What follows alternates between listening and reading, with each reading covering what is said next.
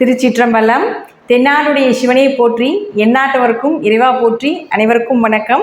இன்னைக்கு நம்ம பார்க்கக்கூடிய பதிவு என்னன்னு பார்த்துட்டீங்கன்னா, 2024ஆம் ஆண்டுக்குண்டான புத்தாண்டு பலன்கள் 12 ராசிக்கும் எப்படி இருக்கும் அப்படிங்கிறத நம்ம முழுமையாக பார்க்கலாம்.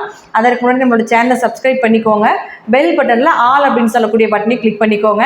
அப்போ தான் நம்ம போடக்கூடிய அனைத்து பதிவுகளுமே உங்களுக்கு வந்துக்கிட்டே இருக்கும். நம்மளுடைய சேனலில் ஆன்மீகம் சம்மந்தப்பட்ட விஷயங்கள், கோவில் வழிபாடுகள், பரிகாரங்கள் எல்லாமே கொடுத்துட்ருக்குறோம். நீங்கள் அதையும் பார்த்து பயன்பெறுங்கள். சிம்ம ராசிக்குண்டான 2024ஆம் ஆண்டு எப்படி இருக்கும் அப்படிங்கிறத பார்க்கலாம்.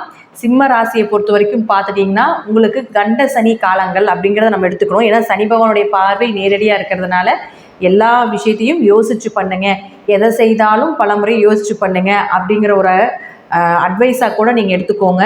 ஏன்னா சனி பார்த்தா அந்த இடம் மந்தமாகும், கொஞ்சம் சோம்பல் ஏற்படும், அடுத்த கட்டத்துக்கு போகாத அளவுக்கு தடைகளை ஏற்படுத்தி கொடுப்பார். அப்போ அதில் எல்லாமே கொஞ்சம் நீங்கள் முயற்சி செய்து போகும் பொழுது தான் உங்களுக்கு வெற்றிகளையும் ஏற்படுத்தி கொடுப்பார் இந்த சனி பகவான். சனி பகவான் எங்கே வருகிறாரோ, எதை பார்க்கின்றாரோ அந்த இடத்துல இருக்கக்கூடிய அழுக்குகளை எல்லாம் வெளியேற்றி அந்த இடத்தில் இருக்கக்கூடிய நன்மைகளை நமக்கு கொடுப்பதற்கு தான் வருகிறார் அப்படிங்கிறத நம்ம தெரிஞ்சுக்கணும். அடுத்து உங்களுக்கு 2ஆம் இடத்துல கேது இருக்கார். 2ஆம் இடத்தில் கேது இருக்கும் பொழுது பணம் கொடுக்கல் வாங்கல ரொம்ப கவனமாக இருக்க வேண்டும். குடும்பம் சார்ந்த விஷயத்தில் ரொம்ப கவனமாக இருக்க வேண்டும். யாருக்கும் வாக்கு கொடுக்கக்கூடாது, யாருக்கும் ஜாமீன் கையெழுத்து போடக்கூடாது. அப்படி போட்டிங்கன்னா அது நீங்கள் கட்ட வேண்டிய ஒரு சூழ்நிலைகளை ஏற்படுத்தி கொடுப்பார். அதனால் அதில் கொஞ்சம் கவனமாக இருந்து செயல்படுத்த வேண்டும். அடுத்து உங்களுக்கு 8ஆம் இடத்துல ராகு இருக்கார். 8ஆம் இடத்துல ராகு இருந்தால் திடீர் அதிர்ஷ்டங்களும் கிடைக்கும், திடீர் துரதிர்ஷ்டங்களும் 8ஆம் இடம் தான். அமானுஷ்ய அறிவு எல்லாமே இந்த ராகு 8ஆம் இடம் தான். அப்போ அமானுஷ்ய அறிவெல்லாம் அதிகமாக கிடைக்கும் இந்த காலகட்டங்களில். இப்போது இந்த 8ஆம் இடத்து ராகு உங்கள் ஜாதகத்தில் ராகு பகவானோ அல்லது தசை நடத்தக்கூடிய கிரகங்களோ, புத்தி நடத்தக்கூடிய கிரகங்களோ நல்லா இருந்தால் பாதிப்புகள் இல்லை. இந்த 8ஆம் இடத்து ராகுனால இல்லைன்னா கொஞ்சம் பாதிப்புகள் தான் உண்டு. கொஞ்சம் ஆரோக்கியத்தில் கை வைப்பார். வண்டி வாகனத்தில் இரவு நேர பயணங்கள் எல்லாமே கொஞ்சம் கவனமாக போயிட்டு வர்றது அப்படிங்கிறது ஒரு சிறப்பான அமைப்பாக இருக்கும். அடுத்து உங்களுடைய ராசிக்கு 9ஆம் இடத்துல குரு இருந்துட்டுருக்கார். 9ல் குரு இருக்கும் பொழுது உங்களுடைய லக்னத்தை பார்ப்பார், 3ஆம் இடத்தை பார்ப்பார், 5ஆம் இடத்தை பார்ப்பார். இதெல்லாமே உங்களுக்கு பாக்கியம் தானே. அப்போது இந்த 9ஆம் இடத்துல இருக்கக்கூடிய குரு அடுத்து ஏப்ரல் மாதத்துக்கு மேலே பார்த்துட்டிங்கன்னா 21ஆம் தேதிக்கு 10ஆம் வீட்டுக்கு வருவார். அப்போது 9ல் குரு இருக்கக்கூடிய காலகட்டங்களையே எல்லா நல்ல விஷயங்களும் நம்ம செஞ்சுக்கணும். ஒரு திருமணமோ அல்லது பொண்ணு பார்க்கறதுக்கு, மாப்பிள்ளை பார்க்கறதுக்கு போகிறது, குடும்பத்தில் ஒரு நல்ல நிகழ்ச்சிகளோ, தொழில் தொடங்குவதோ, என்ன ஒரு நல்ல காரியங்களாக இருந்தாலும் ஏப்ரல் மாதத்துக்குள்ளே நீங்கள் செஞ்சுக்கோங்க. ஏன்னா ஏப்ரல் மாதத்துக்கு மேலே 10ஆம் வீட்டுக்கு குரு வருவார். 10ஆம் இடத்தில் குரு வந்தால் பதவி பறி போகிவிடும் அப்படிங்கிற ஒரு அமைப்பு உண்டு. ஆனால் அது அப்படி கிடையாது. 10ஆம் வீட்டில் குரு வந்தால் நீங்கள் இப்போ இந்த பதவியில் உட்காந்துருக்கீங்க, ஒரு இடத்துல இருக்கிறீங்க, ஒரு சொந்த தொழில் பண்ணிட்டு இருக்கீங்க, உட்காந்து வேலை செய்கிறதுக்கு கூட உங்களுக்கு நேரம் இருக்காதா, அந்த அளவுக்கு வேலை போல் அதிகமாக இருக்குமாமா. அதே போல் வேலை நிறைய கிடைக்கும் அப்படிங்கிறது தான் அமைப்பு. குரு எந்த இடத்தில் இருக்கின்றாரோ அந்த இடத்தை அதிகப்படுத்தி கொடுப்பார். அப்போ தொழில் ஸ்தானத்துக்கு வரும்பொழுது தொழிலை அதிகப்படுத்தி கொடுப்பார், தொழிலை விரைவுபடுத்தி கொடுப்பார். தொழிலில் இருக்கக்கூடிய அழுக்கெல்லாமே தள்ளிட்டு அதில் இருக்கக்கூடிய நல்ல விஷயங்களை மட்டும் கொடுப்பார். அப்போ 10ல் குரு இருந்தால் பதவி பறி போகாது. அந்த பதவியில் உட்காந்து வேலை செய்ய முடியாத அளவுக்கு வேலை பளவும் வருமானமும் அதிகரிக்கும் அப்படிங்கிறது தான் முற்றிலும் உண்மையான விஷயம். அதில் மாற்றமே இல்லை.